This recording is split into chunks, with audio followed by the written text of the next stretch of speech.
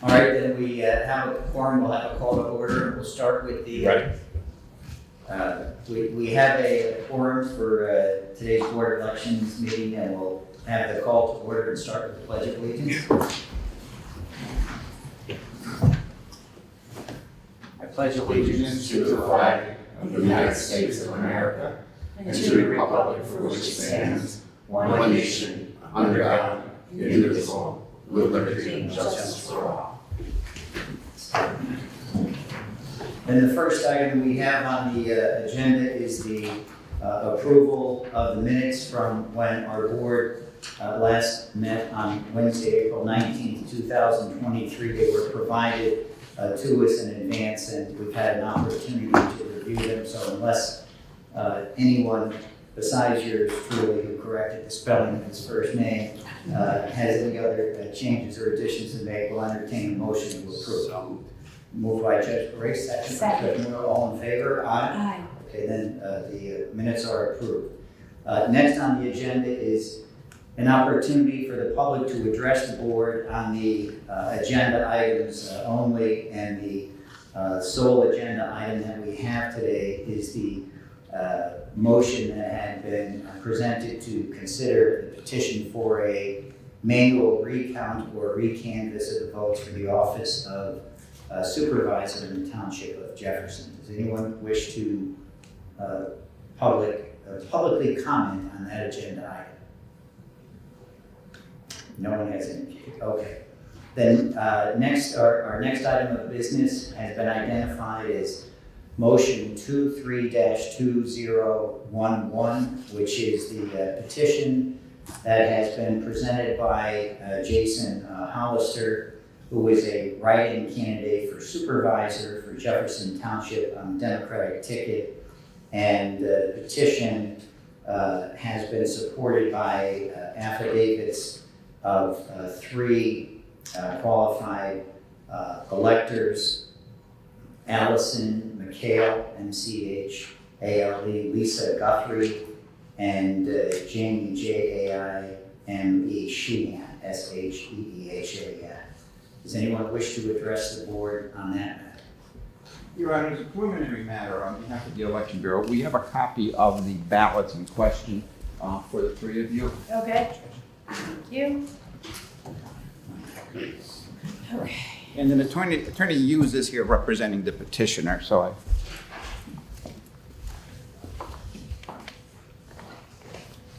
Mr. Hughes, do you wish to be heard? Yes, Your Honor. That's a silly question, right? I'm glad you asked it. Well, I think it's better me than Bill Jones. He's over in Italy, so I'm in his place. But I don't think Bill would pay for this telephone call to be here today. I'd like to call Jason Hollister, please.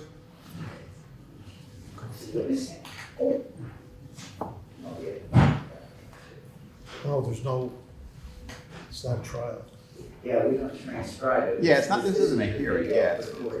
Oh, I didn't know if you wanted me to ask questions on that, Your Honor. But I do need to get into the record the fact that the three affidavits that were signed by Democratic voters in support of the application.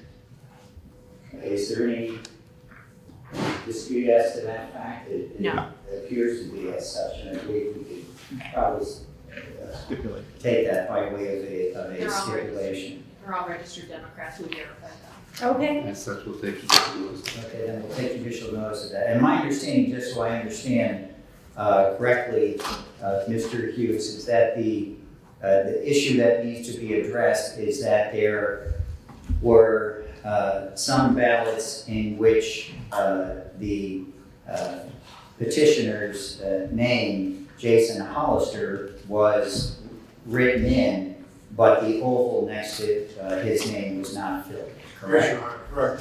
There were 9 of those, and there was 1 ballot for Mr. Kotoba, who was also a write-in. And he also had 47 votes, but he had, where it was blackened in, as did Mr. Hollister. There were 10 write-ins that the circle was not blackened in, 9 for Mr. Hollister and 1 for Mr. Kotoba. And we seek to have them counted and have those votes certified. There is a case on point, I'm sure your honors are aware of.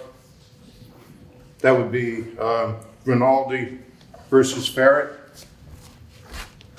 Yes. 941 and seconds. Yes, I have a copy of it, your honor. Okay. Thank you. And this is Judge Menor's opinion. Okay.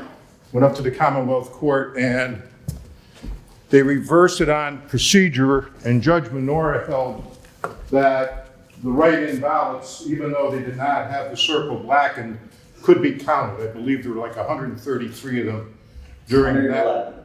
Pardon? 111. Okay, 111.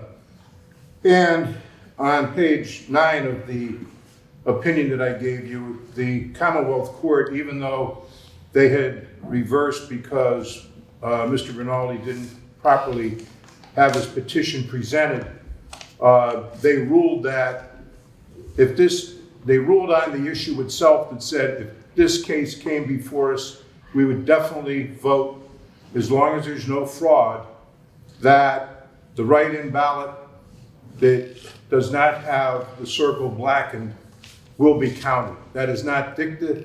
That, in my opinion, is an order from the Commonwealth Court. So what we would seek in this case, applying the Rinaldi decision, would be that the 10 ballots be counted, and that Mr. Hollister received 9, and that Mr. Cordoba received 1, and that would bring the total up to 56 for Mr. Hollister and 48 for Mr. Cordoba, and that the election be certified that Mr. Hollister was the winner of the Democratic write-in in Jefferson Township Board of Supervisors.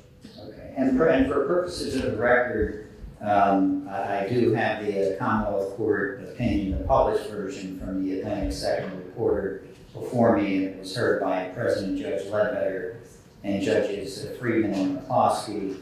As counsel indicated, Judge Menor had directed that write-in votes in which the candidate's name was written, but the oval had not been blackened, should have been counted. The matter was appealed on procedural grounds and substantive grounds. The procedural grounds being that the petition, just like the petition in this instance, needed to be supported by at least 3 voters who verified by affidavit that there was some error in the computation, and at least in the Rinaldi case, the petition was accompanied by unnotarized verifications only by the candidate himself and 1 other person, so the Commonwealth Court held that it was fatally flawed in that regard and did not satisfy the procedural requirements, and so therefore the court was without a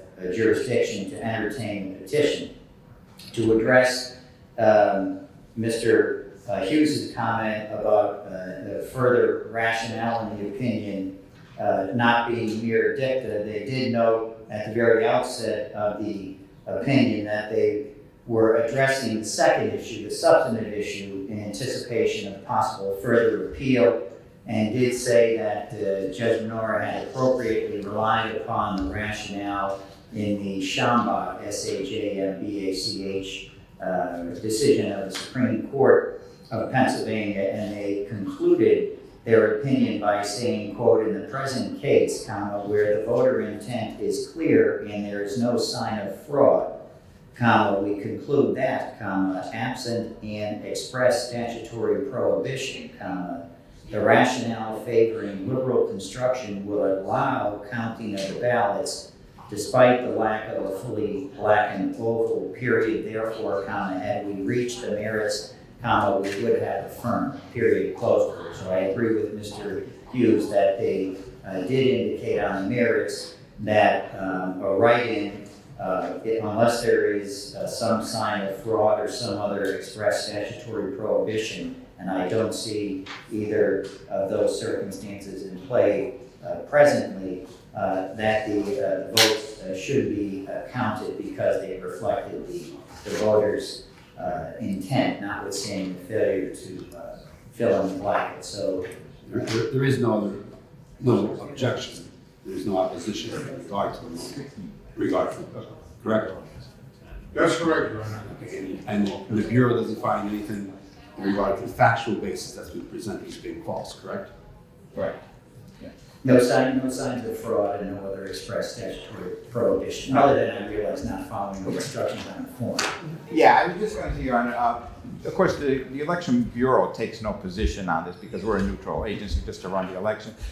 Just for explanation, the reason we do not count them, the writings that are not blackened in, is that's the guidance we received from the Department of State in Harrisburg. And, as you indicated on the ballot itself, it says to write in somebody, you need to blacken the oval and write the name. So that's the reason we don't, as of course, do it. But Yeah, I wasn't asking for your position, not as much as, are those facts correct in regard to what you? those facts are correct. Okay, That is a thank you.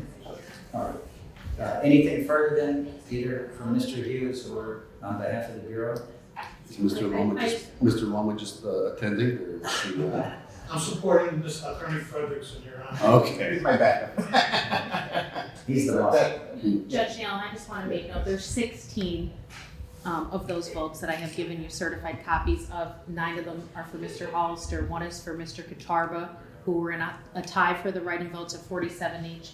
And then there's other candidates that each had 1, but just to make note, there's 16 of them. Total. Okay, in No, total. I did see those. Okay. There are other ones Various names. that are. Not, they're scattered, but for the record, they also received write-ins where the oval wasn't record, okay? Okay. Yep. Then, based upon that, I don't know if any other members of the board wish to make a motion. Motion that the write-ins count and that the is therefore be declared as the winner. I'll second. Okay. Second by Judge Moyle. All in favor signify by saying aye. Aye. Opposed? Okay. Then the motion has been granted and the votes will be counted and he will be certified as the winner of that particular write-in election. The final agenda item is opportunity for the public to address the board on any other matters. I don't see any other members of the public present. Is there any other business to come before the board? I know we have a meeting next week then to Correct. certify the results of the election. Yeah, 1:30 on Monday, that'll be the certified. We'll count these votes, we'll come up with the final numbers, and then we'll be presenting that to the board on Monday at 1:30. Thank you. Thanks, everybody. We're adjourned. Thank you very much. Thank you.